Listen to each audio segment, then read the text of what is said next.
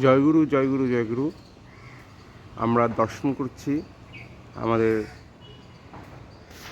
বাংলাদেশি সারস্বত সমাজ মঠ মিশন, যিনি টিকিয়ে রেখেছেন তিনি একার দায়িত্বে। 1947 সালে যখন দেশ ভাগ হয়ে গেল, বাংলাদেশের সনাতন সম্প্রদায়টা বিপর্যস্ত হয়ে গেল। তখন তো পূর্ব পাকিস্তান ছিল। তখন যার যোগ্য এবং বীর নেতৃত্বে আমাদের সারস্বত সমাজের পরিবার টিকে গিয়েছিল ঠাকুরের ইচ্ছাতে। তিনি সেই স্বামী অদ্বৈতানন্দ সরস্বতী মহারাজ বাংলাদেশের প্রয়াত একমাত্র দীক্ষাচার্য ছিলেন। তিনি একাই সারা বাংলাদেশ একরকম চষে বেরিয়েছেন। এটা হচ্ছে তার সেই সমাধিপীঠ। আমাদের এটা উত্তরবঙ্গ সারস্বতী আশ্রমে অবস্থিত তার সমাধিপীঠ এখানে আছে।